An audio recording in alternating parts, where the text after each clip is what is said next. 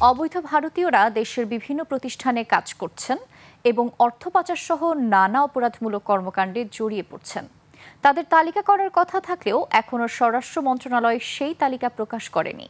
আদালতের নির্দেশনা থাকার পরও সরকারের কোনো পদক্ষেপ নেই অবৈধ ভারতীয়দের বিরুদ্ধে, অভিযোগ অভিবাসন বিশ্লেষকদের। সোহেল সামির রিপোর্ট।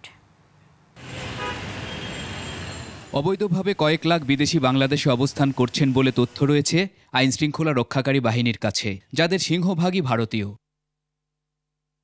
ভারতীয় সংবাদ মাধ্যম দ্য ইকোনমিক টাইমসের তথ্য, বাংলাদেশ থেকে প্রতি বছর 4 থেকে 6 বিলিয়ন ডলার যায় ভারতে, যার অধিকাংশই আবার অবৈধ চ্যানেলে। বিভিন্ন সময় অভিযোগ উঠলেও অবৈধ ভারতীয়দের সুনির্দিষ্ট পরিসংখ্যান প্রকাশ করেনি স্বরাষ্ট্র মন্ত্রণালয়। নেই তাদের ব্যাপারে কোনো ব্যবস্থা। 160টা দেশের নাগরিক অবৈধভাবে বাংলাদেশ আছে, তার ভিতরে সবচেয়ে বেশি হলো ইন্ডিয়ান।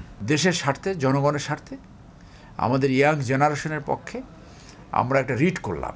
এই রিটে কেন তারা আইন অনুযায়ী ব্যবস্থা নেয় না, সেইখানে পুলিশ হেডকোয়ার্টার, আইজিপি, স্বরাষ্ট্র সচিব সবাইকে এখানে নির্দেশনা দেওয়া হয়েছে।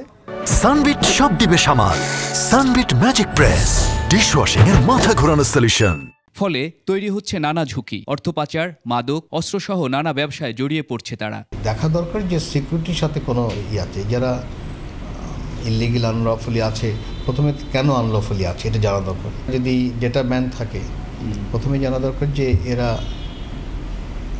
কারা, মানে কোন পেশায় ছিল এবং নিরাপত্তার সাথে কোনো ঝামেলা আছে কিনা, তাই না? আর এরা যে থাকছে, এরা কি চাকরি করে থাকছে। বিষয়টি নিয়ে উচ্চ আদালতের সুস্পষ্ট নির্দেশনা থাকলেও নেই কোনো ব্যবস্থা, অভিযোগ আইনজ্ঞদের। আমাদের আইন বলছে যারা ওভারস্টে করবে তাদেরকে আগে গ্রেপ্তার করতে হবে। গ্রেপ্তার করে তারা যদি কোনো অফেন্স না করে তখন তাদেরকে ডিপোর্ট করতে হবে।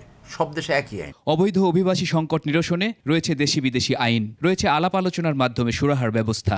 যারা দায়িত্ব নেয় তাদের ওইটা নাই, ওই দেশের সাথে যে বসে কথা বলার দুজনের যেন লাভ হয়। সোহেল সামি, 21 টেলিভিশন, ঢাকা।